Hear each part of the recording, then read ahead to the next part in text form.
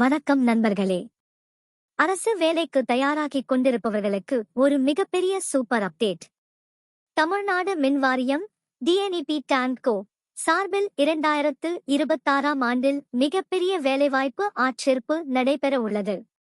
எதிர்பார்க்கப்படும் காலி பணியிடங்கள்: multipurpose field assistant 12,500, gangman 5, 39,1, technical assistant electrical 945, technical assistant mechanical 203, assistant engineer electrical 516, assistant engineer mechanical 212, assistant engineer civil 111, junior assistant accounts 435, assistant accounts officer 42, tester chemical 94.